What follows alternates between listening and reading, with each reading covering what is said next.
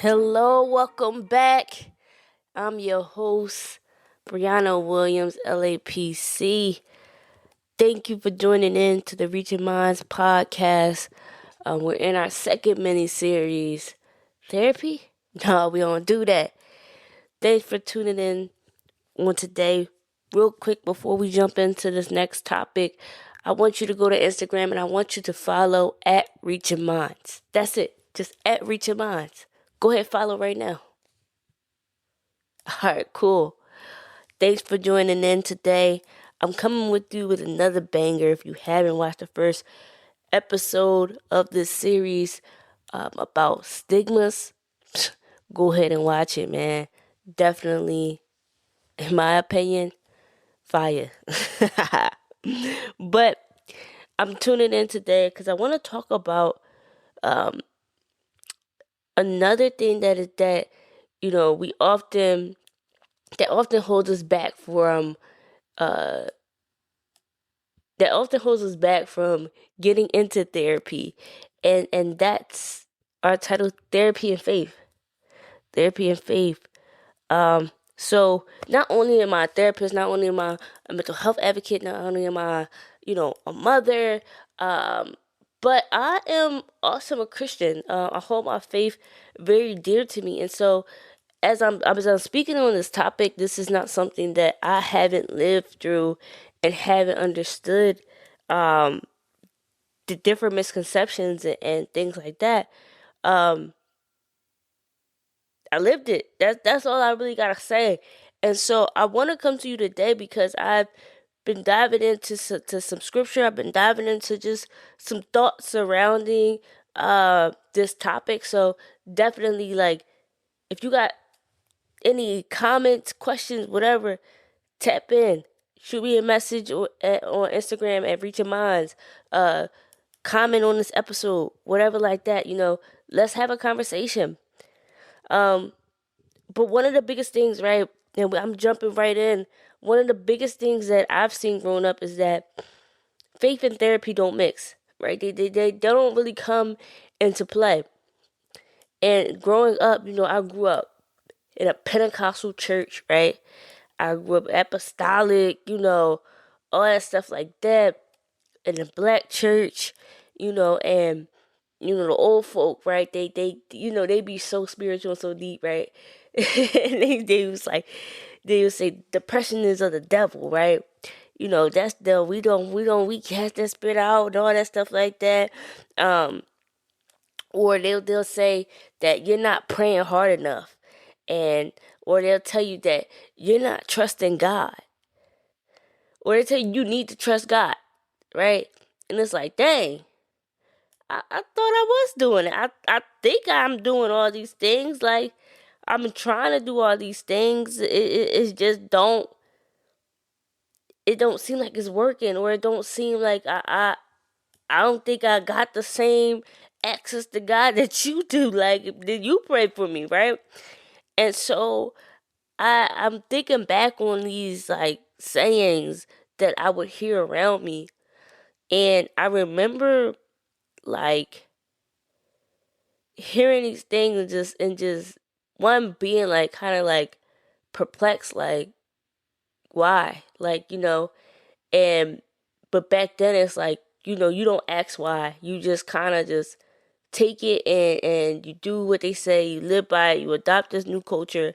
And I remember just growing up and emerging into adulthood and just believing this, that like Christians don't do this, like they doing something weird in them offices. No, we don't do that. We believe in God. We take our problems to God, and that's it, right? That's what I believed, and I took that stance on it, and I thought that like that if I did pursue that, if I did go and talk to a therapist, then maybe I'm not Christian enough, or maybe I thought that like if I just trusted God and I prayed, then I didn't need a therapist for real. And I never judged like others for doing what they had to do, right? But for me personally, like that's just how I thought I just had to be a good Christian, is that if I don't go to therapy, right? If I don't engage in that, and if I just take my problems to God and let him figure it out, let him work it out, then I'll be doing my big one for God, and I'm going to heaven. That's it. Right? But that was my ignorance operating, which caused me to ignore the issues that I was subconsciously dealing with, like grief, like depression, like anxiety, right? There was things in my life that I saw that traumatized me, that affected ways that I communicated with people or did not communicate with people, that affected my thinking, in friendships and relationships. Um, there were things that I've been through that affected even down to my sleeping habits, right? And all these things, like, we kind of just shake them under the rug because we just keep going and we just keep praying and we just keep trusting God and things like that. And that was something that I had to come up out of. And so I want to share the scripture here just to get some more context, because we're talking about faith. And so as a Christian, I'm going to share my faith, and we're going to go to this Bible here. And the scripture, Proverbs 11:14, it says, "Where there is no guidance, a people falls, but in an abundance of counselors, there is safety." And I had to look at this, and I had to think. And one thing about me, when I look at scripture, I like to break things down, by phrases or by words, whatever it kind of sticks out to me. And basically what I hear is that if we don't have guidance, we're going to fall. We're going to fall. And how we get guidance is through counselors. And in counselors, we can find that safety. And so, if you don't know me by now, you're going to know today, right? I'm a big definitions person. I love to look at definitions and see what they're talking about and stuff like that. I don't know. I just like words. I'm that nerd, right? But I looked up the word counselor, and this is what I found. And this is what it means, counselor. I don't know why I just smacked like that. But anyway, a counselor is a trained individual who provides guidance, advice, and psychological support to others. Let that sink in. I'm going to read it one more time. This is for the people in the back. A counselor is a trained individual who provides guidance, advice, and psychological support to others.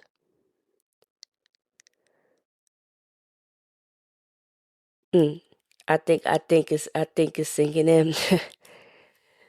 As a people, right? Like, we can't do life alone. Like, we aren't made that. We aren't made for that. Like, from the get-go, like, we were made for community. We were made to be around people, to be in the presence of people, to do life with people. And for us, like, we go through and experience so many things individually that, like, it's impossible for us to hold it all together. Like, on some real, it's impossible. We can't do that, right? And so, yes, we have Jesus, right? I'm not going to even knock him. We got Jesus. And yes, we have our pastors, we have our church family, right? We got our bestie, we got our other support systems. We got, like, our mom, our dad, brothers, sisters, cousins, aunties, uncles, all them, right? We don't count nobody out, right? However, there are some things and seasons in our lives where we need professionals to help us understand, process, and heal one of the most important organs in our bodies, which is our brain.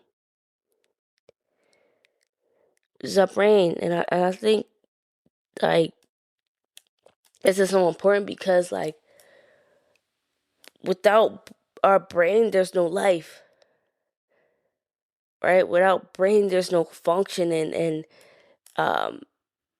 we don't we overlook how much power the brain has, and how much of our lives and our beings and our functioning and our just our daily go about. Our brain is processing everything. It's processing even us reaching out our hands, right? All these different things. But we not taking care of it.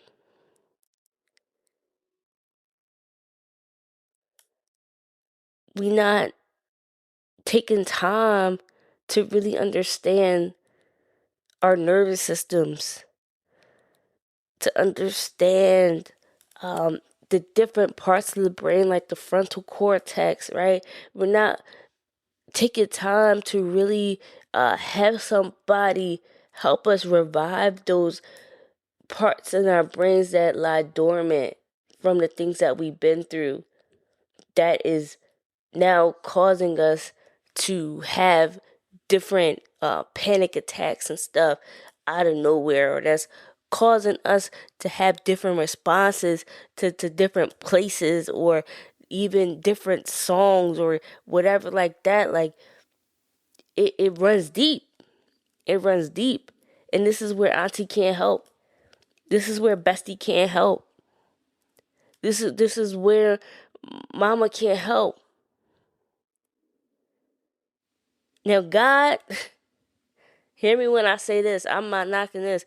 God can absolutely heal. Period. No questions asked, no denying that. God can absolutely heal. I will never take that away from him. I will never not say that my God can't heal. However, his word even says that faith without works is dead. Right? So we can pray, right? Like the mothers was telling us, we can pray, we can trust God all day. But there's some things that God is like, yo, you need to do something. Yeah, I can do it. I can do it. Right? Like the scripture says that God can do exceedingly abundantly above all that we ask, according to the power. According to the power, right? We forget that according to the power that worketh in us, right? Right? So it's according to what we're doing. And so we have a responsibility to ensure that we get our healing, to ensure that we get our breakthrough, to ensure that we get our deliverance, to ensure that we are in good health. We have a responsibility. And so, right, in the Bible, right, we see God heal people himself, right? So like Jesus, as he's, as he's a man in the flesh, right? He's in the world, he's walking, right? We see him heal the woman with the issue of blood. Right? He did that himself, right? He ain't nobody. We see him heal the blind man, right? We see him heal the lame man, right? But we also see him heal people through using others. And I want to go to scripture. Like, listen, I'm a preacher today. I want to go to scripture to just highlight this highlight Paul's experience being used by God to bring healing. And so it's in Acts 14:8-10. And it says, and there sat a certain man in Lystra, impotent in his feet, being crippled from his mother's womb, who never had walked. So this man, from the get-go, from the womb, he was destined to not walk. He was already crippled. All right. The same heard Paul speak, who steadfastly beholding him, and perceiving that he had faith to be healed, said with a loud voice, Stand upright on thy feet. And the crippled man leaped and walked.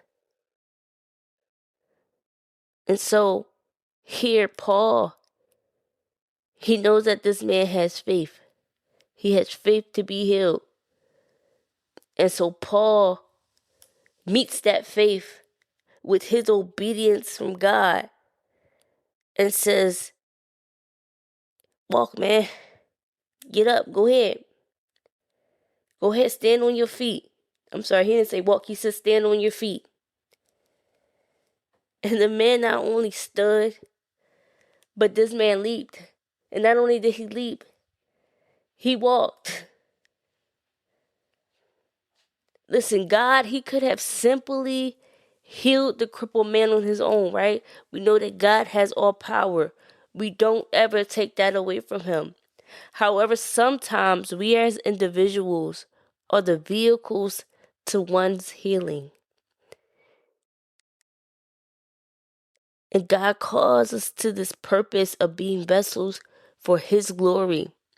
And listen, that doesn't always look like standing on a pulpit. I'm speaking to, the faithers, I guess, the faithers, who believe that this is the only way that healing and breakthrough and manifestations and signs and wonders and clarity and understanding and all these things could happen.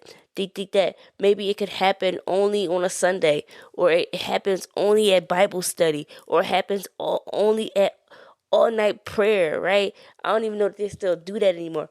All night prayer.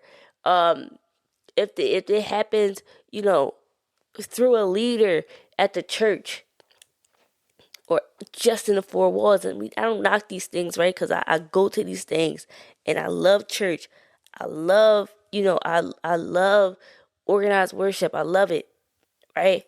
But this is not just where it happens. This is not just where people can get healing and breakthrough. But it happens when in our daily walk as Christians, and I'm speaking to the Christians or the faithers. I don't know what your faith is, but I'm speaking to Christians.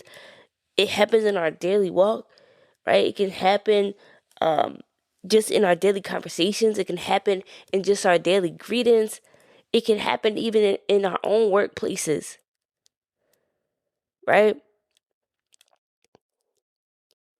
But this story is so profound because if I'm looking at the crippled man, right, he's coming in with faith. He's already meeting the professional or the trained individual with faith, right? And this is not therapy, right? This I'm not trying to say like this man went to therapy, right? But this is like how we go to our doctor's appointments or how we go and get surgery, right? We're going to see a professional. We're going to see a trained person, right? And we're going to get what we need, right? And I think that like as a therapist and even as a client, like going to therapy and being in the client seat, like it has taught me how impactful trained counsel could be. But it starts with us opening our hearts, right? Doing the work, but not just with the professional, right? Not just, one-on-one, but with God. With God a part of the session. We've got a part of the unraveling of trauma. We've got a part of the moment of clarity, and we've got a part of the interventions. We've got a part of these coping skills that are being learned. God can be included in your therapy journey. God can be included in your therapy journey. And I want you to notice that therapy should not replace God. It should not replace God. However, the two can be integrated. And so you like, yo, Bray, like I hear you. I get your points. You got some good points.